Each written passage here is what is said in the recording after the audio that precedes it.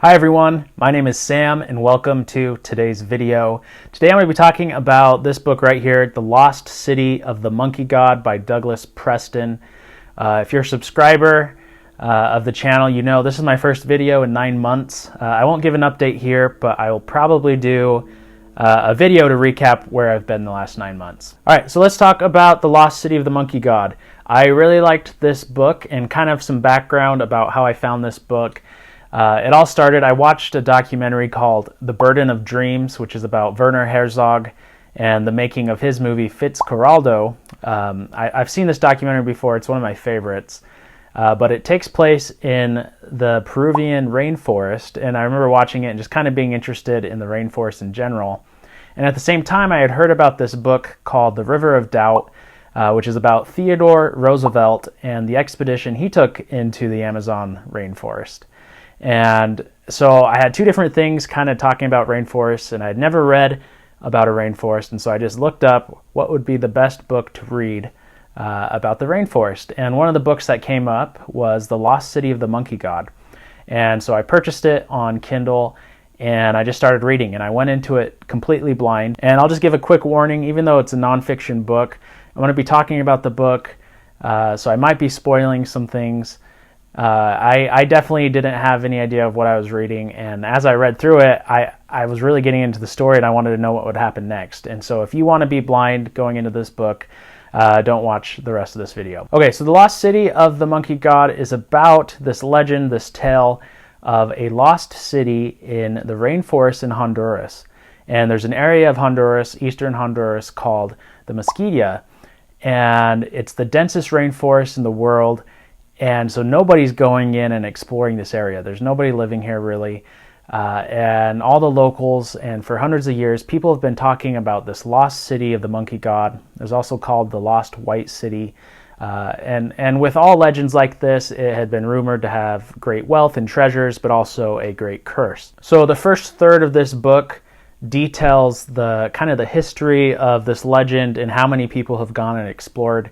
And ultimately, no one had found a lost city in this area, but no explorers had even really gotten too far into the rainforest because it was just too dense. And then Douglas Preston, the author of this book, he was invited to join a group of business people and scientists who wanted to use this new technology called LiDAR to explore the rainforest. And so LiDAR, it's like radar, but it basically, you would fly over the rainforest here, and it would shoot millions of lasers down onto the ground, and many of those lasers would get past the tree canopy and be reflected back, and with it, you'd be able to get a 3D model of what's underneath the tree canopy.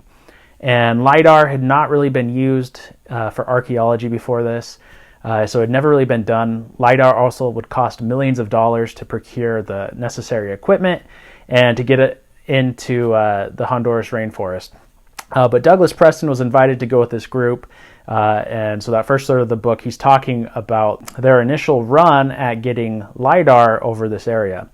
And it's pretty amazing. The very first images that come back of the area clearly show that there were human-made ruins and mounds, and not just a few of these. It had been a large city, a couple large cities hidden under the tree canopy in this dense rainforest. The second third of the book is a couple years after this, and Douglas Preston is again invited with the same group to now do an actual expedition into the rainforest to discover what the LiDAR had found. And so they had the necessary permits, and the president of the country was backing this as well.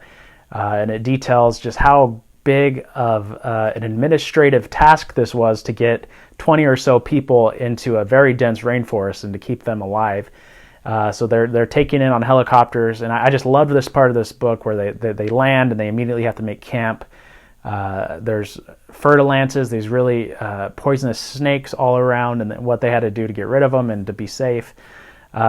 He just details, because he was there, a first-hand account of exploring this area. And they knew right away that humans had not been here for at least 500 years. So pretty much virgin, unexplored ground. And they find a lot of cool stuff. The book details it. I thought it was really interesting.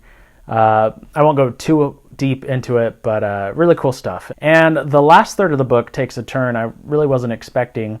But as you can imagine, being in a rainforest that humans hadn't been in for 500 years, there's a bunch of bugs and animals, and they all have dozens or hundreds of bug bites all over their bodies.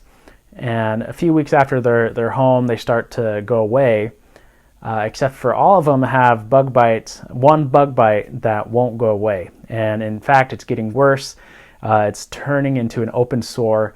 And so a month or two after the expedition, they're talking and communicating with each other, and they realize they all have this same bug bite that's not going away.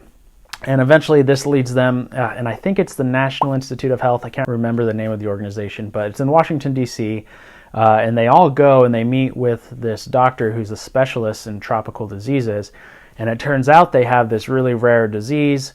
Well, it's pretty common in some parts of the rainforest, but it's pretty life-threatening, and so they all get on this emergency medication, and he talks about this disease, what it's doing to some of the poorer countries in rainforests, and his own experience of contracting it, taking this medicine that knocks you out, and how it kind of doesn't even go away. And most of the people who went on this expedition still have symptoms years later from this. So really fascinating. But overall, I really liked The Lost City of the Monkey God. I read it fast, which means I liked it. I just didn't want to put it down. I love exploration type books. This reminded me of Endurance, which is about Ernest Shackleton. Not quite the adventure, but still pretty cool to read about a group, contemporary group who are going into this unexplored region, really, and detailing what they found. So I found that really interesting to learn about the people that might have populated this lost city, and also to learn about a tropical disease and just how many dangers there are in the rainforest. So if that sounds interesting to you, then I really recommend The Lost City of the Monkey God. I really liked it. I also read The River of Doubt, which is about the Amazon rainforest and about Theodore Roosevelt, and so I will do a video about that one, and I'll upload that one soon. But thanks for watching. I hope you enjoyed today's video, and I will see you in the next video.